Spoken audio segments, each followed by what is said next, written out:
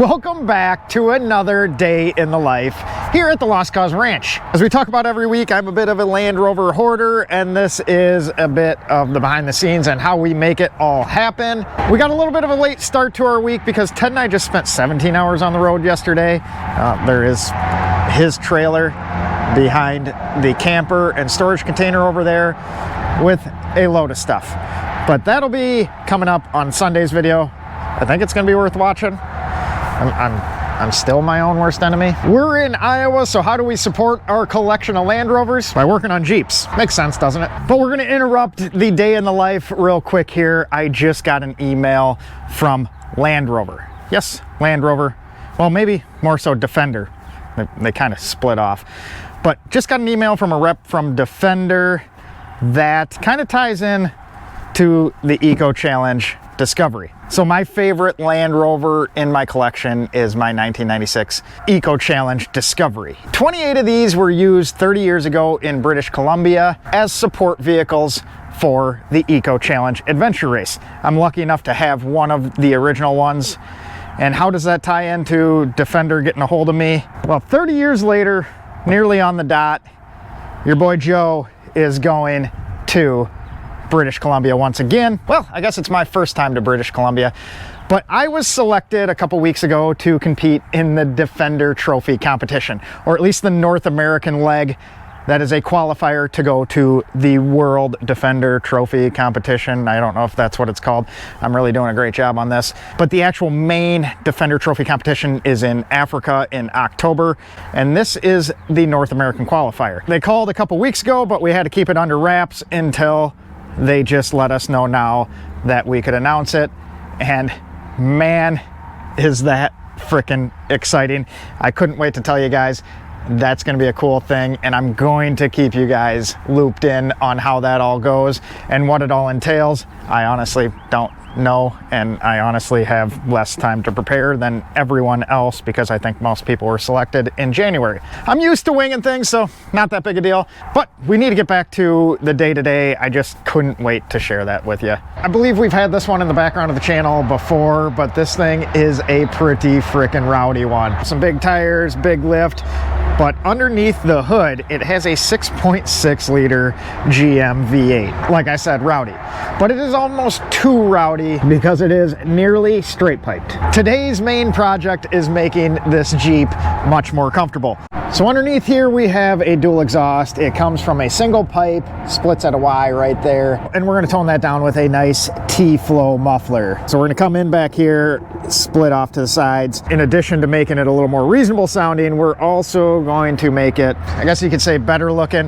Not that there is anything wrong with what is going on now, but the owner just doesn't like the tips coming out in that location. And I kind of agree with him. So to get it a little better looking, a little cleaner looking, we're gonna come out the sides here underneath the box, and that should just be cleaner, able to tuck it up much tighter. Nothing wrong with those, it just could be better. But that's not the only thing we are doing to make this more comfortable. So our first project is to insulate the hardtop. So like pretty much every Wrangler ever made, this is like a fiberglass hardtop. And if you're familiar with the Defender and series stuff, you know an uninsulated hardtop roof can be quite noisy. That is no different on the Jeep stuff. Also, it can get quite hot with the sun beating down on a black roof that is not insulated. So we'll get the panels all installed on that. And by the end of today, this thing should be a completely different Jeep. I love projects like this. I love stuff that you can make a big improvement in such a short period of time. Panels go on with adhesive. So we're just gonna pop the Freedom panels off, which are the two front panels here, and we'll do these inside the shop. Luckily, it's nice and sunny out and the top is black, so these panels are warming up, so the adhesive should stick just fine. So it's actually a pretty nice system they have going on here. We have our main upholstered panels. Then the customer also purchased the additional sound deadening that goes in the ribs. So we figured out this one off camera. We'll show you the next one. So my life has pretty much been a series of doing a bunch of random stuff I've never done before, and today is no different. But this one's not so bad. We just kind of trim our strips down to the appropriate shape and size to sit down in the rib here. And we just want to make sure there is enough coverage so that when we put the actual upholstered panel down, that this doesn't interfere with it. They even include this little roller that we can put these guys in nice and secure. So that's the extent of the work on the sound deadening strips, and we're just gonna set our panel in here to make sure that it covers all those silver strips, because that would look a little goofy sticking out, and it does. Then all we have to do on this guy is right where this tape goes, slightly scuff the top here. So we'll just kind of wipe it down with some acetone here, make sure everything's nice and clean again. Wonder what VHB stands for. Very high bond?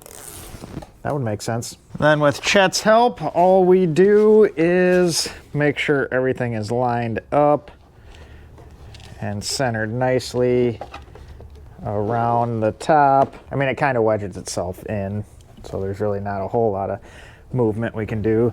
They also give you a cardboard square, so we can put some pressure down without damaging the foam on the back side of the panel. Those guys just thought of everything. So those actually end up looking pretty nice in there. We'll just finish out the back. I'll let you know how that all goes. The back's not quite as fun because I don't have a real good way to lift the top off, so there's just a process of wedging stuff up and doing it in place.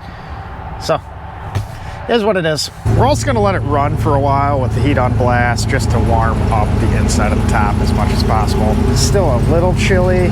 It would work fine without this, but the warmer you can have it, the better that stuff's gonna stick.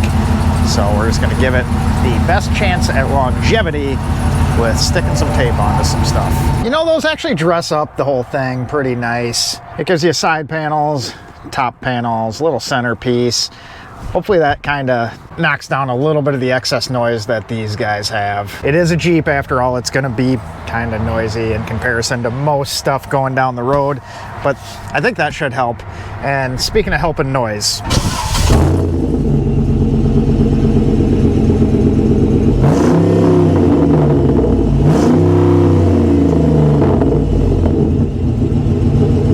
we're gonna flip this guy around, get it backed into the shop, partially at least. I have an LR4 or half of an LR4 in the way of the hoist, but we'll get it backed into where the exhaust is gonna be a little bit easier to take care of, and we're gonna tone this down a bit. I like the sound, it's just a little too high.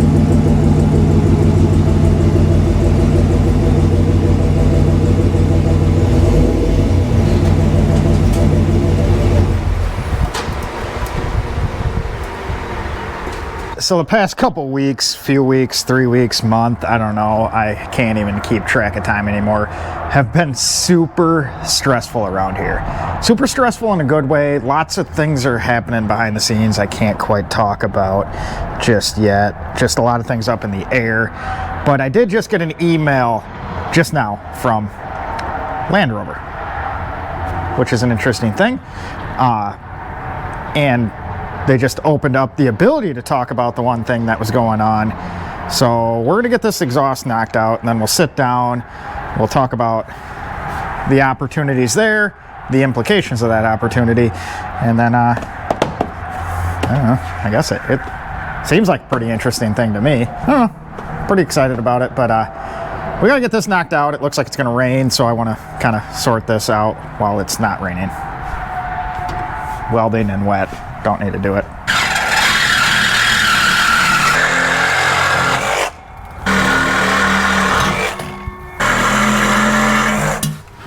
It's not terrible, but I think we can do much better. This guy should look nice and just be a little more substantial underneath there. I'm undetermined exactly where everything's gonna land yet. We might extend this pipe out, but maybe not though. That might work. If we slide that on and then just angle stuff out, although something like that might work better. I don't know, we should probably pull it out just a hair.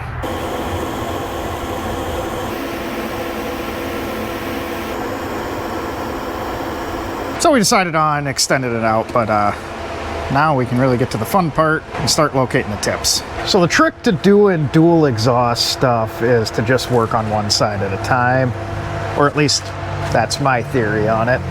And we're just gonna kind of eyeball stuff into place here With the where this muffler is, we have some adjustment in and out with the slide.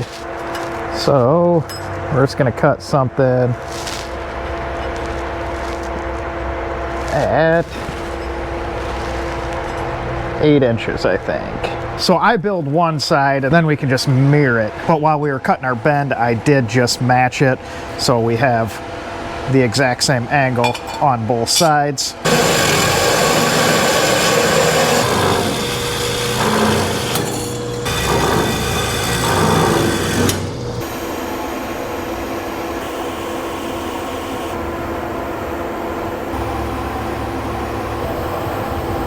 So we're kind of thinking something like so. If we take the slack out of it, it's going to sit up just a little bit, come close to our little quarter panel here, and angle out and down. And that's going to be the same on both sides. So this is kind of my take on the AWE exhaust for these. If we take the slack out of it here like that, it's not angling down quite as much. But I do kind of want to kick the sound down and back a little bit, so it's just not quite translating to the cab as coming straight out at a level would. And I think we'll kind of just clear it a little bit. I think that kind of works. We'll try and make it come into line with our fender flare here. But we're gonna get these pieces welded into the muffler first and get those kind of mounted solid, along with tying our hangers in here, so that way the muffler will sit exactly where it's going to end up. And then the last thing for us to weld on is the tip. That gives us the muffler being locked in, and then we have final adjustment to dial in the tips, make them match, make them look right. It's just easier if you have everything hanging before the last visual piece is put into place.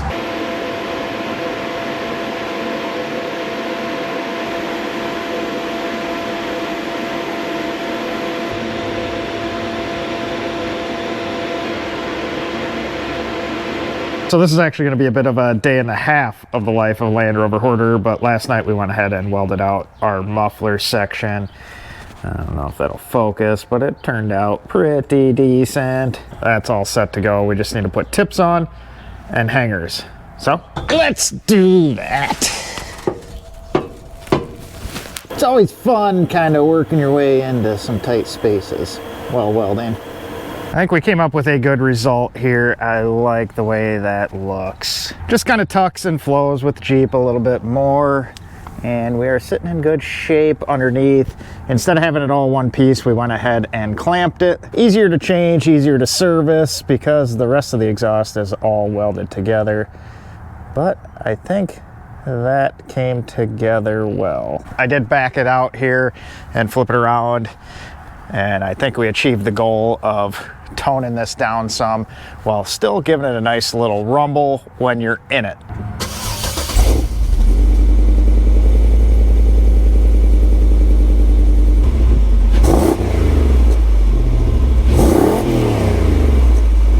I think that sounds pretty nice, and I think that's what he was going after.